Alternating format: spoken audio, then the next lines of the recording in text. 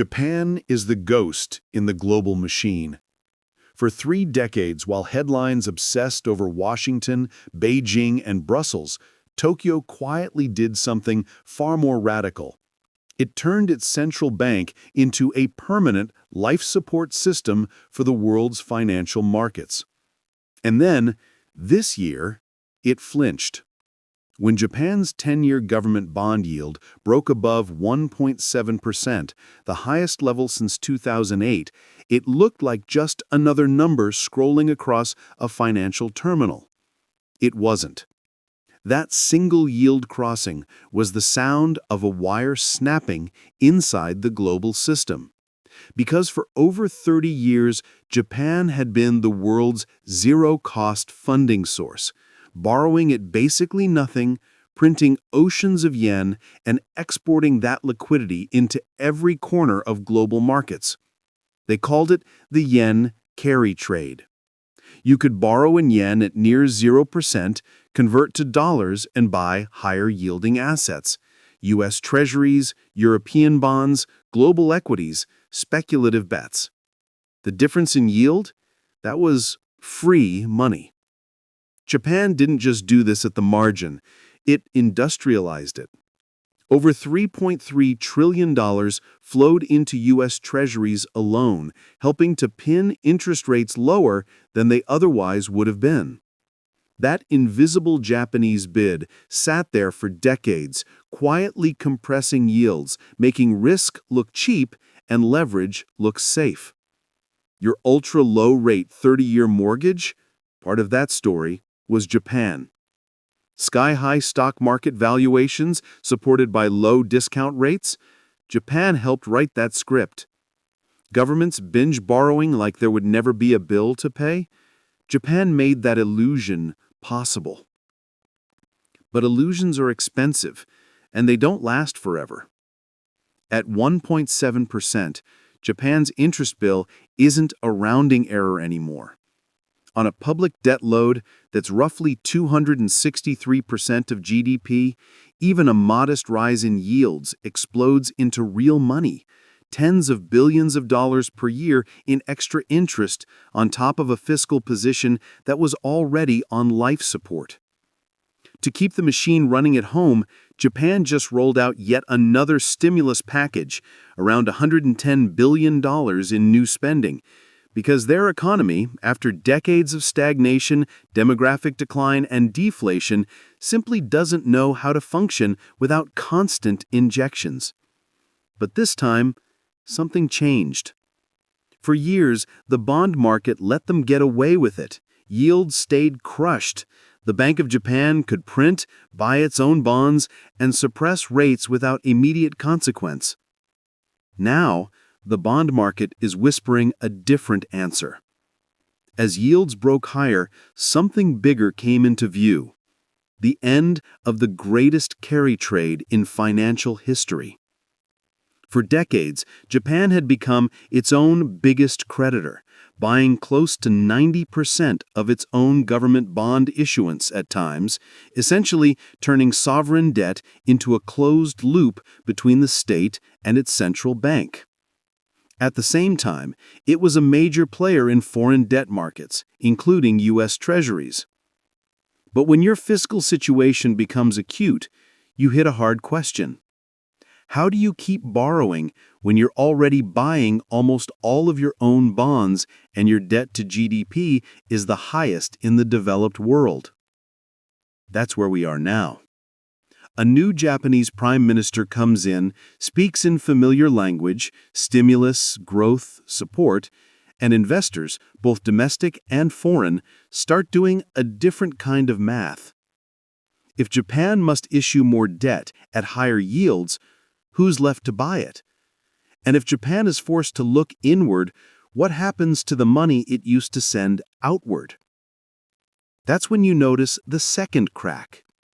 Japan is no longer the reliable buyer of U.S. debt it once was. Neither is China. For years, the U.S. enjoyed a world where its two largest foreign creditors kept recycling their surpluses into treasuries, helping to subsidize low long-term rates even when Washington's deficits ballooned. That world is fading. You can see it in the behavior of the long bond. Even when the Federal Reserve signals rate cuts, long-term yields refuse to fall in line. Why? Because the silent sponsors, Japan and China, are stepping back. And when those pillars shift, everything they were silently holding up begins to wobble. It's not just about bond geeks and central bankers. It flows downstream into the lives of ordinary people. Higher yields mean higher borrowing costs. Higher borrowing costs mean more strain on governments, corporations, and households already running thin margins. And for those standing on the fault line, the retirees, the near retirees, the people who spent 30 or 40 years told, just stay in the S&P 500 and you'll be fine, the ground feels a lot less stable now. Because in the middle of all this macro theater, there's a quieter, more human crisis unfolding. Retirement itself is breaking.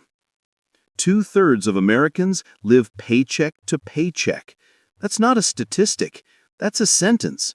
It means the glossy commercials of happy couples on a yacht strolling into a 25-year golden retirement were more marketing than reality.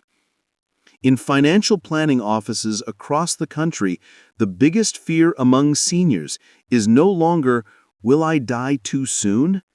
It's, will I outlive my money? Modern medicine has done something extraordinary and dangerous at the same time. It has extended lifespans without extending financial security. There's now roughly 1 in 4 chance that at least one member of a couple will live to 100.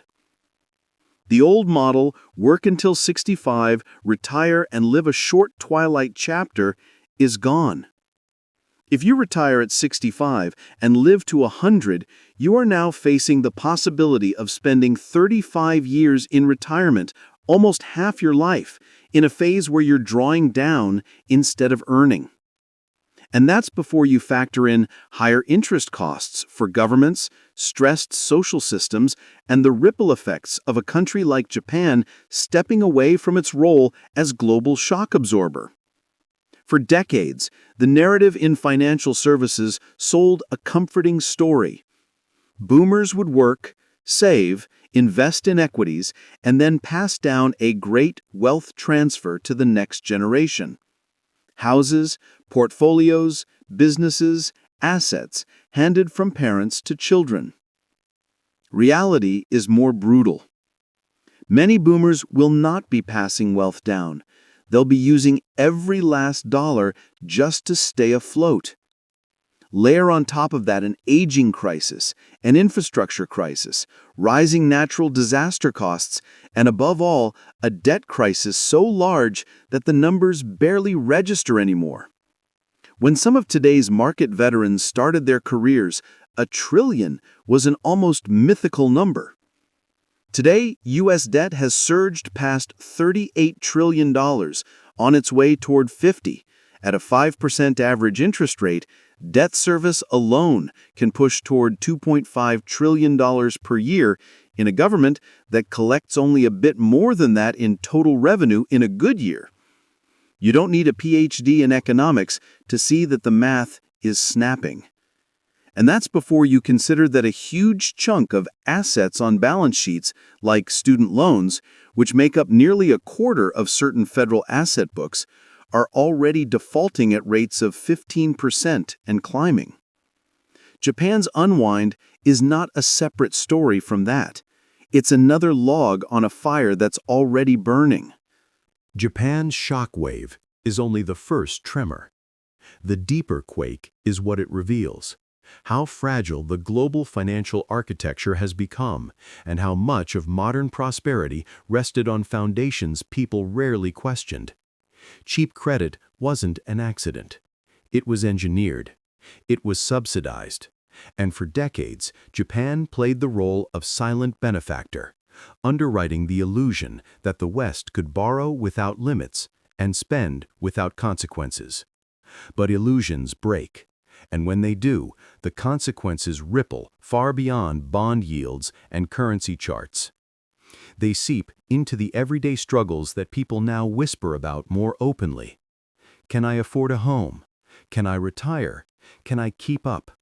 These aren't abstract questions. They're symptoms of the same structural unraveling. Look at housing. On mainstream news channels that are always years late to the party, anchors suddenly seem surprised, almost confused, that young people can no longer afford to buy homes. They treat it like a fresh discovery, despite an entire generation screaming it for a decade. The average age of first-time homebuyers in America has now crept toward 50. That alone tells a story. At age 50, someone is not starting their adult life. They are more than halfway through it. The affordability index, once a quiet background statistic, has grown into a warning siren. Housing is now less affordable than at any time in recorded American history. And the ritual of the American dream, the house, the yard, 2 or 3 kids, a loyal dog, has drifted from aspiration to nostalgia, something for history books and 90s commercials, not for people living in the reality of 2025 onward. To policymakers trying to patch the problem with half measures, one idea keeps resurfacing: longer mortgages, 40 years, 50 years. Stretch the payments until they fit the shrinking budgets. But the math exposes the trick. A 50-year mortgage isn't a solution. It's usury stretched across generations. You don't outlive your mortgage. Your mortgage outlives you. It becomes a form of debt inheritance, a structure where the lender eats better than the borrower ever will. This is what happens when an economy grows on credit but wages stagnate, when asset prices soar but purchasing power erodes, when the global system suppresses interest rates for decades and then suddenly loses the ability to do so. And the small business backbone of America, once its proudest economic engine, is cracking too. People forget that the U.S. economy was never built on tech giants or Wall Street abstractions. It was built on builders, tradesmen, entrepreneurs, local businesses, home construction, regional suppliers, independent owners who understood their communities and reinvested into them. These were the people who actually generated wealth, not just liquidity. But ask anyone in small business today, and they'll tell you the truth without hesitation. This is the hardest environment they've ever seen.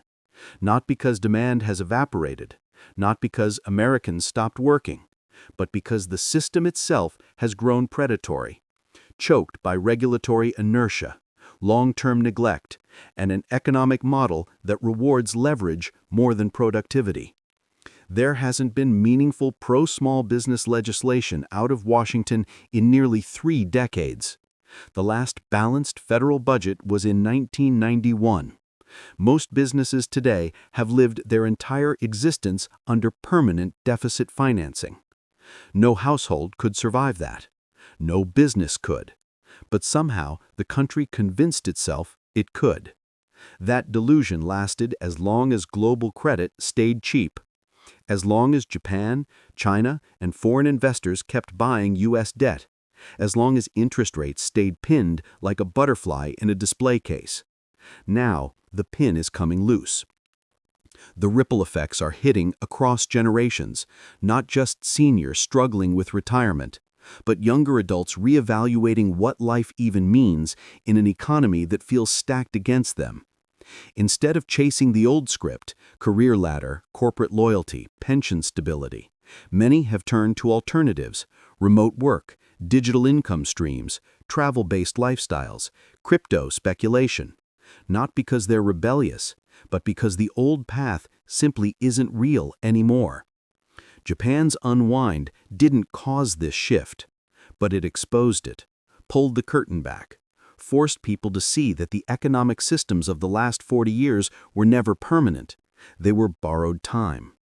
And beneath all of this is a force far bigger than Japan, China, or the Federal Reserve, a force that will reshape employment, productivity, and societal structure: AI. For decades, economists reassured workers that automation would create new jobs as fast as it eliminated old ones. It was a comforting story, until it wasn't. Because now, even the architects of AI admit the truth. We are entering an era where 10 to 20% unemployment is not a crisis scenario, it's a forecast. Machines don't ask for raises, they don't get tired, they don't form unions, and they don't retire. At a moment when Western economies can barely sustain full employment, a technological revolution threatens to hollow out the very structure of the labor market. Wall Street loves it. Silicon Valley celebrates it.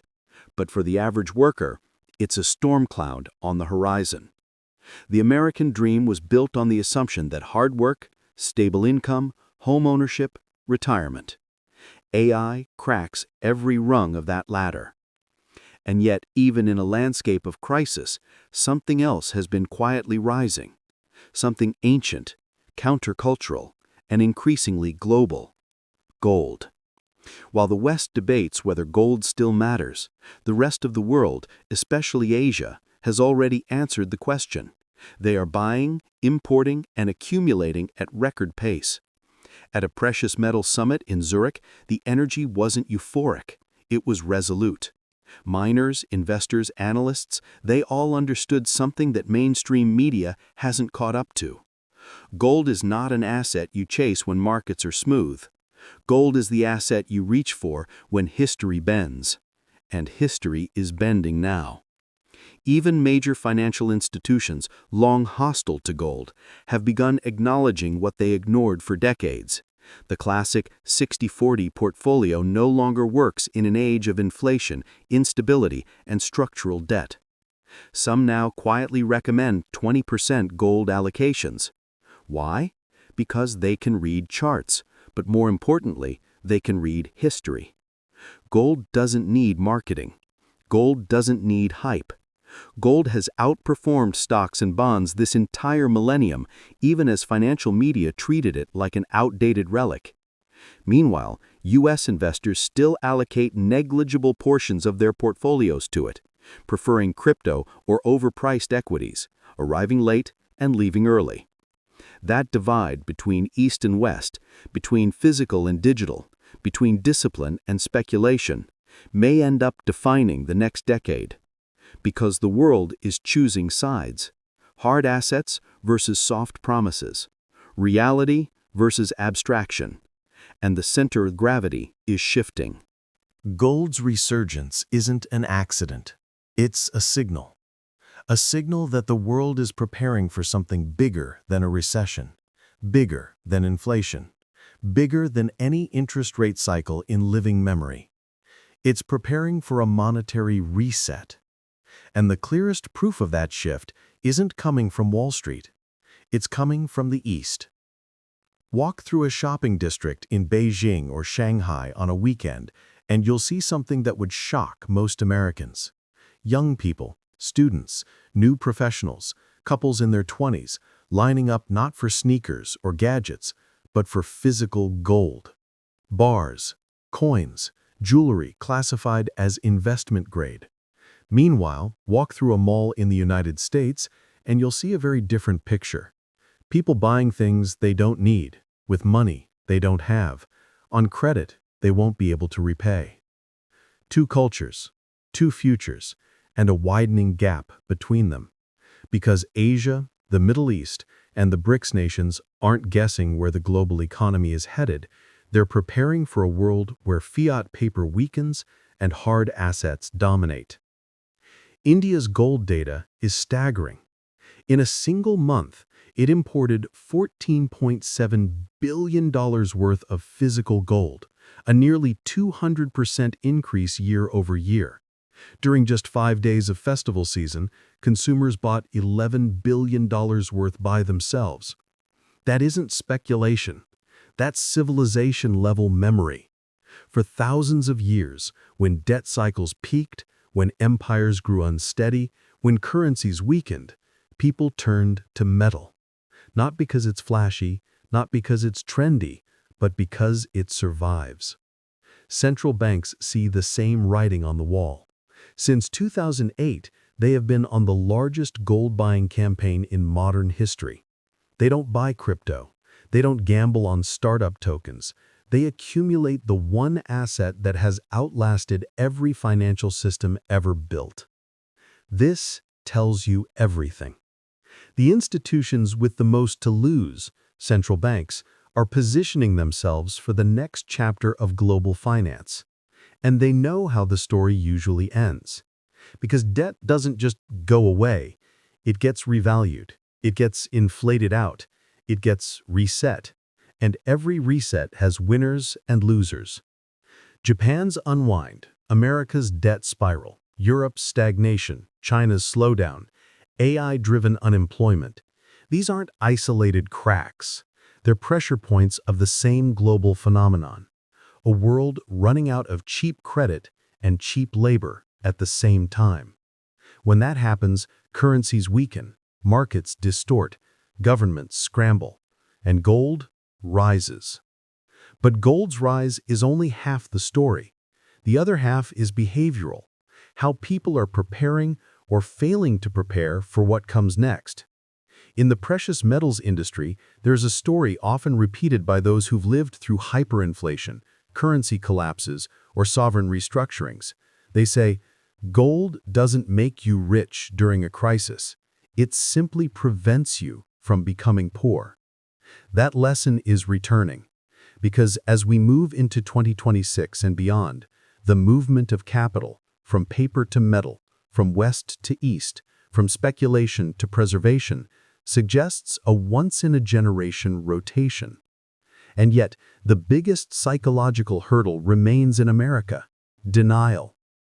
Financial advisors, clients, retirees, they still cling to the belief that this time is different, that the stock market can keep ascending indefinitely, that the retirement ads with perfect beaches and perfect sunsets weren't fiction. But look deeper. 2/3 of Americans live paycheck to paycheck. Retirees fear not death, but outliving their savings. Medical advances allow people to reach 100 years old, but the financial system wasn't designed for 35 years of retirement. Even the dream of passing wealth to future generations is fading. Boomers now need their assets simply to survive. A wealth transfer is coming, yes, but not the one that was advertised decades ago. It won't flow from the elderly to the young.